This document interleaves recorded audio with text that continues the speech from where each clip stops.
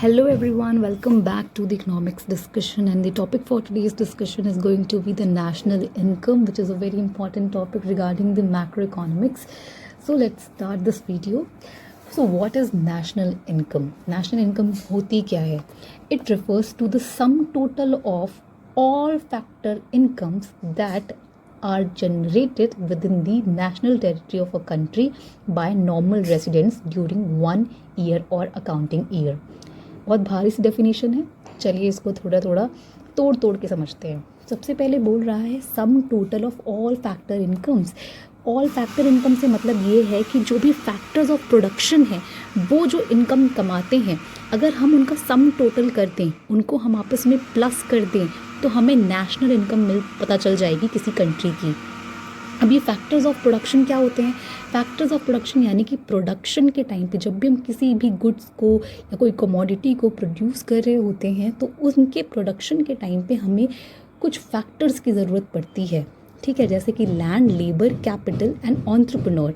अब लैंड जो है उसकी इनकम क्या होती है? रेंट. जो भी आप लैंड यूज़ करते हैं उसके बदले में आप रेंट देते हैं, right. Second factor of production क्या होता है? लेबर. सबसे ज़्यादा इम्पॉर्टेंट. विदाउट लेबर कोई भी फैक्ट्री रन कर पाना it's not possible. And the third one is capital. Capital पे आप इंटरेस्ट देते हैं, और जो एंटरप्रेन्योर है जिसने फैक्ट्री सेटअप की, जिसने सब कुछ मैनेजमेंट किया, उसको मिलता है बदले में प्रॉफिट. एंटरप्रेन्योर करता ही क्यों है प्रोडक्शन? क्योंकि उसको प्रॉफिट कमाना होता है, पैसे कमाने होते हैं, राइट. तो जो भी फैक्टर्स ऑफ प्रोडक्शन है, यानी जिन भी फैक्टर्स का हम यूज़ करते हैं इन अ प्रोडक्शन प्रोसेस, उन सारों की इनकम को हम जब प्लस कर देंगे तो हमें national income of a country मालूम पड़ती है एक अकाउंटिंग ईयर यानी एक ईयर के दौरान. ठीक है, लेकिन ये जितने भी फैक्टर्स ऑफ प्रोडक्शन है और जो इनकी इनकम है, ये मैटर तब करेगा जब हम अपने नेशनल टेरिटरी के अंदर क्या जनरेट हो रहा है, राइट. नेशनल टेरिटरी के अंदर जनरेट होने वाली प्रोडक्शन या गुड्स एंड सर्विसेज को हम यहाँ पे देखते हैं, और प्रोडक्शन प्रोसेस के दौरान जो भी फैक्टर्स का यूज़ होता है उनकी इनकम को हम जब प्लस करेंगे तो हमको मालूम पड़ेगा कि हमारे कंट्री की नेशनल इनकम क्या है. ठीक है. Know what is national territory? National territory वो जगह जहाँ तक हमारा इकोनॉमिक इन्फ्लुएंस है, यानी कि हम अपनी फैक्ट्री सेटअप कर सकते हैं, हम अपने लोग लगा सकते हैं फॉर अ प्रोडक्शन प्रोसेस. ठीक है. सो डोमेस्टिक टेरिटरी के अंदर जो प्रोड्यूस हो रहे हैं गुड्स एंड सर्विसेज, उन सब की उनको प्रोड्यूस करने के टाइम पे जो फैक्टर्स यूज़ करते हैं, उनकी जो इनकम है, लैंड, लेबर, कैपिटल, एंटरप्रेन्योर, इनकी जो इनकम है, रेंट, वेजेस, इंटरेस्ट, प्रॉफिट, इन सब को जब हम प्लस करेंगे तो नेशनल इनकम मालूम पड़ेगी. साथ ही साथ हमें यहाँ पे प्लस करना होता है NFYA. What is NFYA? That means net factor income from abroad. बाहर से आने वाली इनकम को भी हम डोमेस्टिक टेरिटरी के अंदर जो फैक्टर्स ऑफ प्रोडक्शन की इनकम है साथ में प्लस करते हैं. Net factor income from abroad हमें कैसे मिलेगा? जब हम फैक्टर इनकम फ्रॉम अब्रॉड यानी बाहर से आ रही जो इनकम है उसमें से factor income paid to abroad को माइनस करेंगे. बाहर जो हम इनकम जो हम पे कर रहे हैं फॉरेनर्स को या फॉरेन किसी कंपनी को, हम जो भी पे करते हैं उसको जब हम माइनस करेंगे, बाहर से जो इनकम हमें मिली, तो हमें मिलेगा net factor income from abroad. वो एग्जैक्ट इनकम जो हमने कमाई अब्रॉड से. ठीक है. तो फिर से एक बार मैं सम अप करूँ. It refers to the sum total of all factor income plus net factor income from abroad. So we will reach to the national income of a country. ठीक है. सबसे इम्पॉर्टेंट जब हम नेशनल इनकम को समझते हैं तो वो दो कॉन्सेप्ट हैं. First one is the GDP at factor cost and GDP at market price. इन दोनों में डिफरेंस क्या है? बहुत ज़्यादा इम्पॉर्टेंट है, ये बहुत बेसिक है, इसमें लोग कंफ्यूज भी होते हैं. मैं आपको बहुत ही सरलता से इसको समझाने की कोशिश करूँगी. So GDP at factor cost का मतलब ये है what it cost to produce goods and services, यानी कि किसी भी गुड एंड सर्विसेज को प्रोड्यूस करने के लिए जो लागत आती है, उस लागत को जब हम प्लस करेंगे, उन सारी कॉस्ट को जब हम प्लस करेंगे तो हम किस पे पहुंच जाएंगे? GDP एट फैक्टर कॉस्ट पे. ठीक है. अब वो सारी लागत क्या है? जो भी फैक्टर ऑफ प्रोडक्शन है उनकी जो इनकम है वही तो एक प्रोड्यूसर के लिए कॉस्ट ऑफ प्रोडक्शन हुई. ठीक है. जैसे मान लीजिए लैंड, लेबर, कैपिटल, एंटरप्रेन्योर, इन चारों का यूज़ करके हमने कोई कमोडिटी बनाई।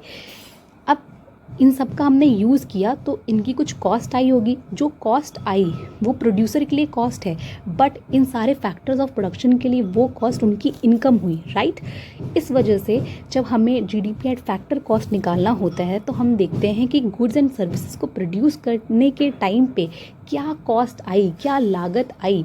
उन सभी लागतों को, उन सभी फैक्टर्स इनकम को जब हम प्लस करते हैं, फैक्टर्स की जो इनकम है और प्रोड्यूसर के लिए वो कॉस्ट है, तो हमें मालूम पड़ता है GDP at factor cost. Now what is GDP at market price, यानी कि जो भी गुड्स एंड सर्विसेज प्रोड्यूस हुए with in a national territory of a country, उनके वो सारे गुड्स एंड सर्विसेज मार्केट में जाके जिस भी प्राइस में लोग खरीद रहे हैं, उन सारी ही गुड्स एंड सर्विसेज की वैल्यू यानी उनके प्राइस को जब हम प्लस करेंगे तो हमको पता चलेगी GDP, gross domestic product at market price, right. अब हम थोड़ा इसको डेफिनेशन से समझ लेते हैं। सबसे पहले GDP at factor cost, this measures the total value of goods and services produce with in a countries border based on the cost of factors of production. ठीक है, फिर से समझिए, the cost of factor of production, जितने भी factors of production हैं, जो यानी कि वो फैक्टर्स जिनको प्रोडक्शन प्रोसेस के टाइम पे हम यूज़ कर रहे हैं, उनकी जो कॉस्ट आएगी उसको जब हम प्लस करेंगे, उसका जब हम सम टोटल करेंगे, तब हमें मालूम पड़ेगा कि वैल्यू क्या है गुड्स एंड सर्विसेज की जो एक कंट्री के अंदर प्रोड्यूस हो रही हैं, और हमें जीडीपी एट फैक्टर कॉस्ट पता चल जाएगा। And in essence it's the income earn by the factors of production for their contribution to the production process. और ये जो फैक्टर ऑफ प्रोडक्शन की जो कॉस्ट है, ये कुछ और नहीं है बल्कि ये उनकी ही इनकम है जो उन्होंने अर्न की for their contribution to the production process. Now what is GDP at market price? GDP at market price क्या होता है? This measures the total value of goods and services produced within a country borders based on the prices consumer actually pay in the market. तो finally जब सारे goods and services produce हो गए तो market के अंदर जो उनका प्राइस सेट किया गया है और जो कंज्यूमर एक्चुअली पे करेंगे, उसे हम कहते हैं जीडीपी एट मार्केट प्राइस। अब ये जो प्राइस है, इसमें ध्यान देने वाली बात ये है कि इस प्राइस में टैक्सेस इंक्लूड होते हैं। Taxes like indirect taxes, sale taxes, exercise duty जो एक प्रोड्यूसर को देनी पड़ती है गवर्नमेंट को, तो प्रोड्यूसर क्या करता है, इन टैक्सेस को इंक्लूड करके वो प्राइस सेट करता है। यानी कि जो हमारा मार्केट प्राइस है, इसमें दो चीज़ें इंक्लूड होती हैं। First of all factor cost, यानी कि बनाने की जो लागत है वो तो प्राइस में इंक्लूडेड रहेगी ही रहेगी, बट साथ में जो प्रोड्यूसर ने टैक्स के फॉर्म में पैसे दिए हैं वो भी वो प्राइस में ही इंक्लूड करके कंज्यूमर से वसूलेगा। ठीक है, इस वजह से हम इसे कहते हैं जीडीपी एट मार्केट प्राइस।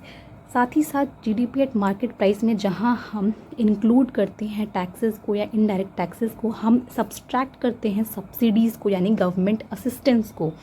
ठीक है, सो नाउ अगर सब्सिडीज़ डिक्रीज़ होंगी तो ध्यान देने वाली बात ये है कि जब सब्सिडीज़ मिलती हैं, ठीक है, किसी भी प्रोड्यूसर को सब्सिडीज़ मिलेंगी तो वो मार्केट प्राइस गिरा देगा कमोडिटीज़ का, क्योंकि उसको गवर्नमेंट से असिस्टेंस मिल रही है, गवर्नमेंट टैक्स नहीं ले रही बल्कि हेल्प कर रही है उनके प्रोडक्शन प्रोसेस में।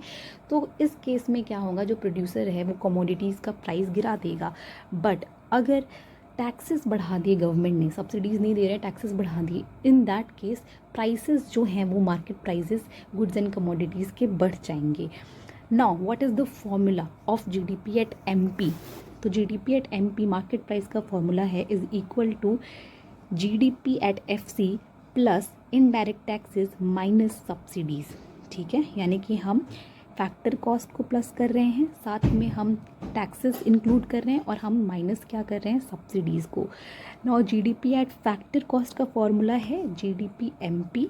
ठीक है, जीडीपी यानी कि जो मार्केट प्राइस चल रहा है माइनस इनडायरेक्ट टैक्सेस, और हम यहाँ पे सब्सिडीज़ को ऐड कर रहे हैं। फैक्टर कॉस्ट में हम क्या ऐड कर रहे हैं, जो हमें सब्सिडीज़ मिली, जो फ़ायदा मिला वो हम ऐड कर रहे हैं जीडीपी एट फैक्टर कॉस्ट में।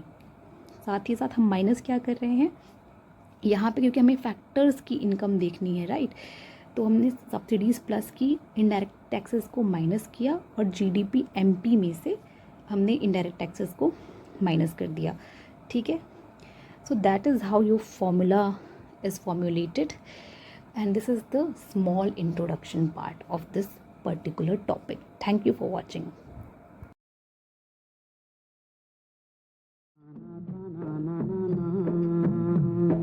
Ta na na